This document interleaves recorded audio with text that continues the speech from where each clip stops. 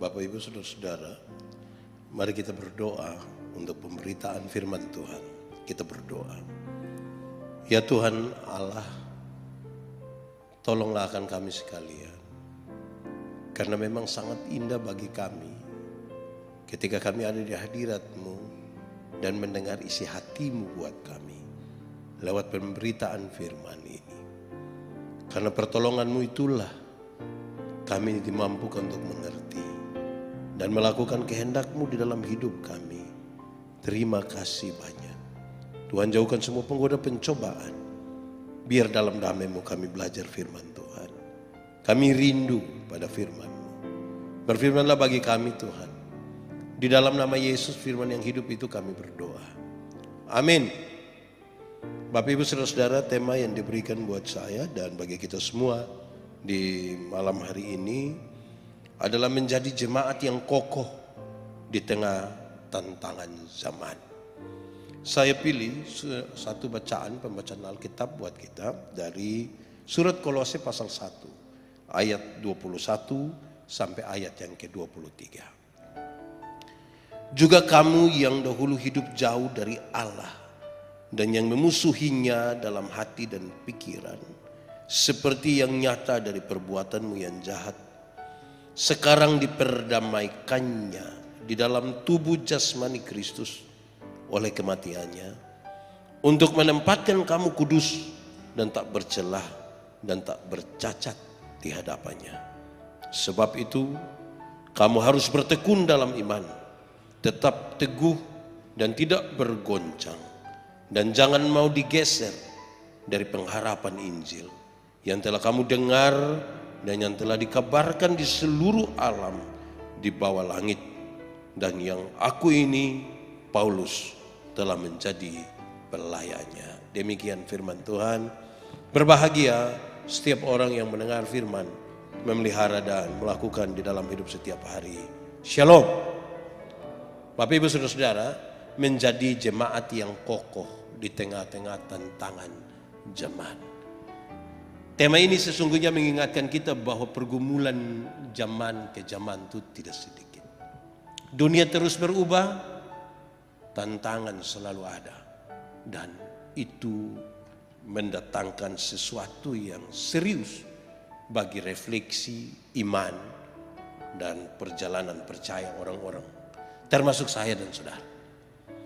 Di awal saya ingin menyampaikan kepada kita saudara-saudara masalah-masalah di dunia, karena masalah-masalah ini yang kemudian menjadi tantangan tersendiri bagi kita. Masalah ini di dunia banyak sesungguhnya saudara, tetapi kalau kita kelompokkan masalah-masalah itu paling tidak ada 3. Kalau kita kelompokkan, masalah di dunia ini banyak. Tapi kalau kita kelompokkan itu kira-kira ada 3. Pertama, materialisme. Masalah di dunia itu masalah soal materi. Saya bagi dia menjadi 2 bagian. Yang pertama, materialisme itu sangat berurusan dengan ukuran-ukuran materi. Orang bertanya, dapat apa? Ada siapa di sana? Keuntungan berapa? Segala macam. Karena ukurannya materi. Saya kira kita pun mungkin ada waktu selalu kita bertanya begitu. Kedua, materialisme ini juga berhasil untuk mengganggu kita sedikit di soal percaya. Banyak orang merasa bahwa beriman itu kalau kita bisa melihat, bisa menyentuh, bisa menjamah Kristus yang tidak kelihatan itu. Kira-kira begitu. Kalau ada kesaksian orang bermimpi melihat Yesus, ketemu Yesus, kita rasa aduh kapan saya bisa begitu. Jadi ukuran-ukuran materi masuk menggerogoti. Sehingga gampang sekali saudara-saudara oleh karena persoalan materi tadi, yang ukuran-ukuran materi ditambah dengan kerinduan orang untuk melihat langsung, meraba, menyentuh sesuatu yang dia imani. Ini jadi masalah. Ini tantangan pertama kita. Kedua, soal kapitalisme. Masalah di dunia itu kapitalisme. Para pemegang modal itu akan tambah kaya. Yang miskin akan miskin. Uang akan berkuasa. Dan sepertinya uang memerintah banyak orang. Itu masalah tidak terhindarkan di dunia. Kalau orang bilang tentang uang tuh kadang-kadang kita kacau. Kita mau mempertahankan kita punya iman susah. Siapa di sini berani bertahan ketika uang tidak ada, terus hanya soal ya ini ada mau menikah dengan satu orang yang ya kaya lah. Wah, itu kita juga pikir-pikir ini. Itu tantangan kita. Kapitalisme. Yang kaya akan menjadi kaya. Orang diberi kesempatan seluas-luasnya untuk berusaha dan kaya semakin kaya. Miskin mungkin akan ada satu dua cerita tentang keberhasilan, tapi tidak sebanyak para pemegang modal. Bahkan orang bisa mengatur banyak hal. Yang ketiga, masalah di dunia kita sekarang adalah, dan itu tantangan ya, adalah fundamentalisme agama yang jahat, yang garang.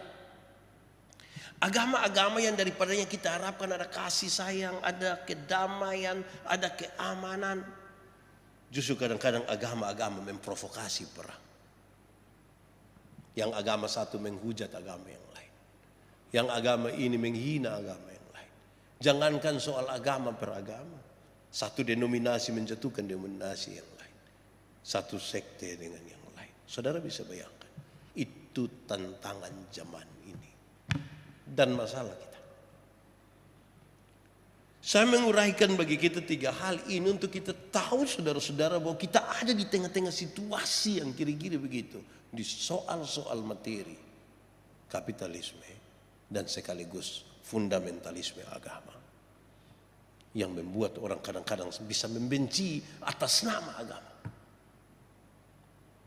Saudara-saudara, mari kita lihat sedikit konteks dari jemaat. Jemaat sementara berada, jemaat dalam teks tadi Kolose, sementara berada dalam sebuah keadaan di mana pengajar-pengajar sesat cukup banyak. Mereka menyampaikan bahwa untuk mengenal Tuhan dan supaya kamu diselamatkan dengan sempurna, maka kamu sekalian harus menyembah roh-roh yang menguasai dan memerintah alam semesta. Harus. Supaya menjadi sempurna. Jangan hanya Tuhan. Semua yang berkuasa di alam semesta ini harus kamu. Atau saudara-saudara, bahwa kalau kamu betul-betul ingin militan begitu, maka kamu harus menjalankan peraturan-peraturan sunat. Pantangan-pantangan, ini tidak boleh, ini tidak boleh, ini tidak boleh. Makan ini tidak boleh, itu tidak boleh, segala macam. Harus ditegakkan dengan baik. Kondisinya kira-kira waktu itu begitu. Dalam situasi yang seperti itu saudara-saudara, maka nasihat-nasihat tadi itu muncul. Supaya jemaat tetap mempertahankan iman mereka. Kenapa orang-orang Kristen, kenapa orang-orang percaya itu mesti bertekun saudara? Sebab bertekun itu paling tidak memberi tanda kita ini telah diperdamaikan dengan Tuhan Allah. Kita mesti bertekun di dalam iman karena kita sudah diperdamaikan dengan Tuhan Allah. Tadinya oleh karena dosa kita jauh dari Tuhan Allah dan kita telah diperdamaikan. Tidak diperdamaikan biasa saudara, kita ini milik Kristus. Bukan sekedar milik Kristus saudara-saudara, tapi kita sekaligus dikuduskan di dalam Kristus. Jadi bertekun di situ menjadi kuat. Supaya orang kokoh dalam situasi zaman yang berubah, dalam persoalan-persoalan zaman yang tadi didefinisikan bagi kita sekalian. Jaga baik-baik karena kita telah diperdamaikan dengan Allah. Jangan sampai hanya soal materi kemudian kita menjadi musuh Allah. Jagalah baik-baik karena kita ini telah menjadi milik Kristus. Jangan sampai karena kita justru menyembah kepada agama dan tidak menyembah kepada Kristus. Dan kemudian kita saling melukai satu dengan lain. Jaga baik-baik. Orang-orang kudus harus mempertahankan kekudusannya. Saudara, teks itu berbicara tentang ketekunan. Bertekun. Bertekun itu paling tidak memberi tanda. Bertekun itu artinya berkeras hati dan dia sungguh-sungguh. Hati keras betul dan dia mau bersungguh-sungguh. Dan tetap akan berpegang teguh. Bertekun artinya begitu. Berpegang teguh. Bagaimana sekarang saudara? Bagaimana sekarang kita bisa melihat bahwa ini orang ini bertekun? Saya dan saudara bertekun itu kalau kita sementara berjumpa dan mengalami sebuah ujian iman. Baru kita bisa disebut bertekun. Kalau tidak ada ujian iman, bagaimana saya bisa disebut sementara bertekun? Ada ujian iman yang kemudian kita bisa ukur. Kita bisa tetap bertekun di situ kok tidak. Karena kita telah diperdamaikan dengan Kristus. Dikuduskan dan menjadi milik Kristus. Coba kita renungkan. Kita pernah mengalami ujian-ujian iman. Atau kita sementara menjalani sebuah ujian iman. Karena itu yang akan menghasilkan ketekunan kita. Supaya tetap kokoh di situ. Sekalipun ada tantangan. Atau saudara-saudara, kita mau untuk menjalani hidup ini secara utuh. Untuk membuat orang itu menjadi kokoh, kuat. Tadi kan ada tantangan iman, ujian iman. Yang kedua, kemauan kita untuk menjalani hidup ini secara utuh. Apa itu menjalani hidup secara utuh? Menjalani hidup secara utuh itu adalah menjalani kala susah, menjalani kala senang. Menjalani kala sakit, menjalani kala sehat. Menjalani ketika kita jatuh dan menjalani ketika kita naik. Itu utuh. Banyak orang Kristen tidak mau menjalani kehidupan dengan utuh. Ketika dia ada pada sebuah kehidupan yang senang, bagi dia itulah kehidupan. Itulah percaya. Orang-orang suka sekali supaya dia punya kehidupan memang hidup dalam Tuhan itu kita senang, kita bahagia. Nah, itu. Akhirnya ketika ada situasi-situasi lain, susah, sakit, sedih, jatuh. Orang merasa Tuhan tidak ada di situ. Banyak orang meninggalkan Tuhan oleh karena hal-hal itu. Jadi, menjalani hidup secara utuh itu menjadi sebuah catatan bagi kita. Nah sekarang saudara, bagaimana menjadi kokoh dan terus bertahan di situ? Saya berefleksi dari pembacaan tadi mencatat bagi kita. Tidak ada cara lain. Yang paling pertama selalu harus disebutkan. Yaitu kita hanya bisa mengandalkan Tuhan untuk itu. Untuk tetap berdiri kokoh dalam situasi-situasi itu. Hanya bisa kita mengandalkan Tuhan. Tidak bisa mengandalkan yang lain selain Tuhan. Itu catatan pertama. Jemaat yang tetap kokoh di tengah tantangan zaman. Tanpa mengandalkan Tuhan itu semua kemustahilan. Sebuah kemustahilan. Tetap harus mengandalkan Tuhan. Kedua, berdoa. Jangan putus-putus berdoa. Saya mengajar tentang berdoa dan saya sampaikan. Doa dibutuhkan oleh orang-orang yang merasa dirinya terbatas.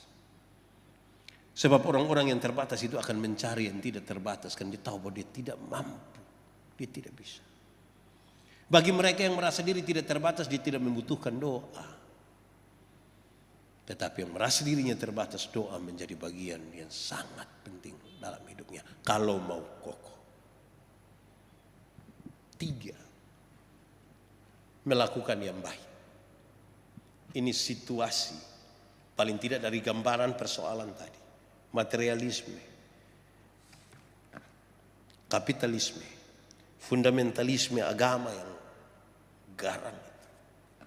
Saya dan saudara dituntut supaya tetap kokoh adalah tetap harus melakukan yang baik. Tetap harus melakukan yang baik. Tidak boleh ada alasan untuk melakukan yang tidak baik. Oleh karena alasan materi kah? Atau alasan-alasan lain? Saudara tahu, kadang-kadang kalau dalam konteks persoalan agama, ada banyak orang membela Tuhan. Ambil sikap membela Tuhan. Hai, betapa kuatnya Tuhan kita dan tidak perlu dibela. Lakukanlah yang baik. Itu tugas. 4, iman. Di tengah-tengah situasi yang tadi yang berubah dengan tantangan-tantangan zaman itu yang membuat kita kadang-kadang mau jatuh ke situ, memang iman. Jadi kalau mengandalkan Tuhan, berdoa, beriman dan melakukan yang baik, saya kira ya mulai cukup baik itu sudah. Itu jemaat yang menandakan bahwa oke, zaman ada di situ tapi kita akan tetap berjalan yang sebagaimana seharusnya. 5, hidup di atas standar iman. Jadi dia bukan iman saja, beriman saja, tapi hidup di atas standar dari iman. Apa itu Pak Pendeta? Hidup di atas standar iman itu kira-kira begini.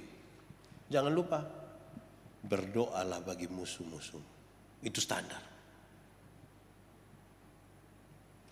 Wih, kalau berdoa bagi orang yang memusuhi kita ini, kita doa apa? Jangan sampai kita doa serahkan dia.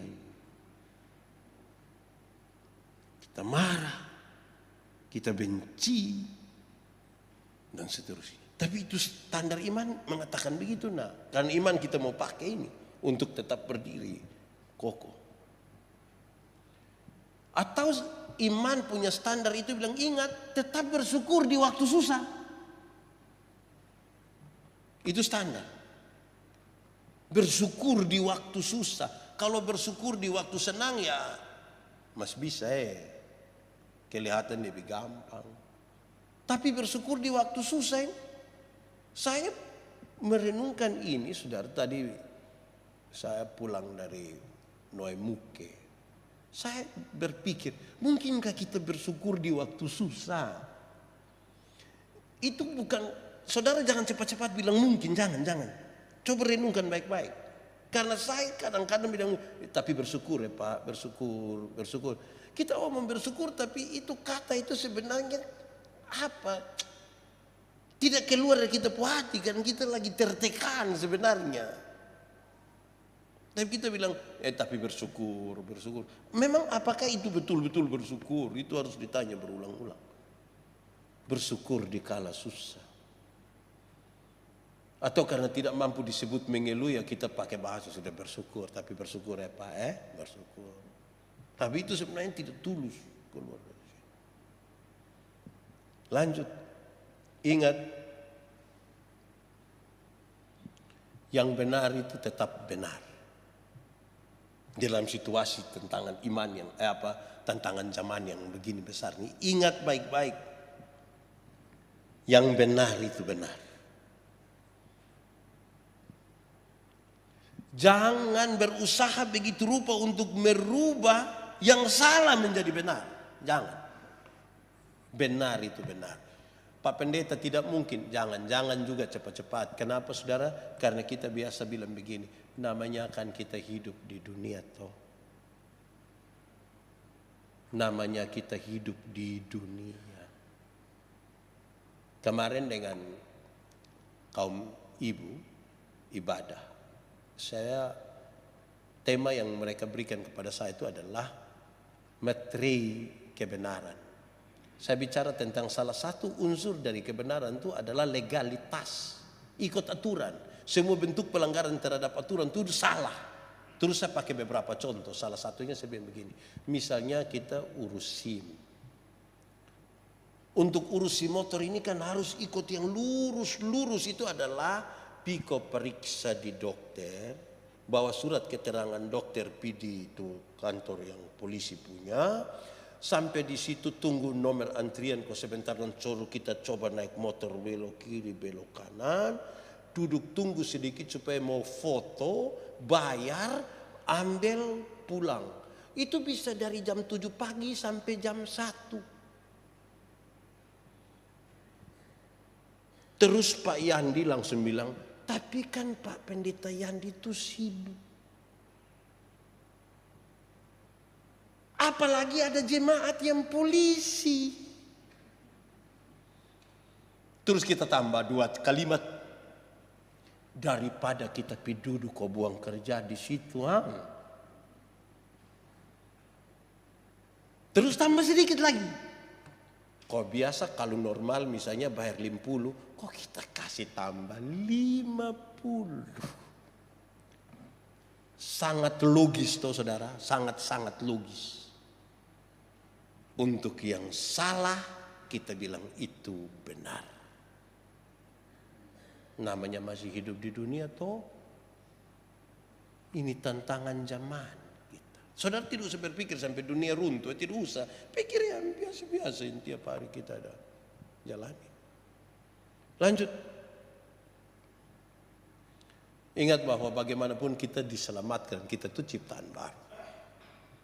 Jangan hidup seperti manusia yang lama. Seperti orang yang belum percaya kepada Kristus. Tapi hiduplah sebagaimana orang percaya kepada Kristus. Harus. Di tengah zaman ini. Zaman ini bikin kita abu-abu nanti. Abu-abu yang dimaksud itu hampir-hampir kita tidak ada pilihan sama sekali. Jadi sudahlah atur begitu rupa supaya kita tetap kompromi lah. Jangan. Berikut. Ingat supaya tetap bertekun dalam menjaga perdamaian. Karena jahat. Orang upaya saling menjatuhkan, meruntuhkan, menghancurkan. Itu sangat kuat. Kadang-kadang atas nama agama. Ingat, di tengah-tengah zaman yang begitu saya dan saudara dapat tugas. Supaya tetap harus menjaga perdamaian. Kita duta-duta perdamaian. Kita diutus untuk membawa damai. Berbahagialah orang yang membawa damai. Karena mereka akan disebut anak-anak Allah. Terakhir. Ingat. Harus sedikit berani untuk tidak berkompromi dengan yang salah. Jangan harus sedikit. Harus berani. Kalau harus sedikit berarti ya sudah sedikit ini. Jangan. Saya hapus buang itu kata sedikit. Harus berani untuk tidak kompromi dengan yang salah.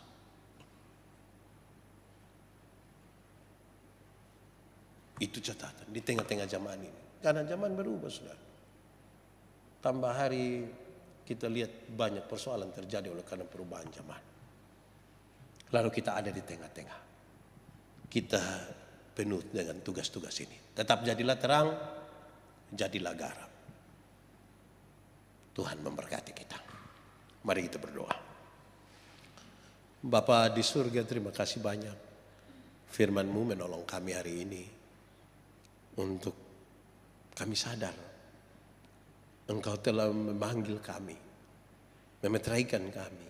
Menyelamatkan kami. Sehingga kami perlu nyatakan di tengah-tengah dunia ini.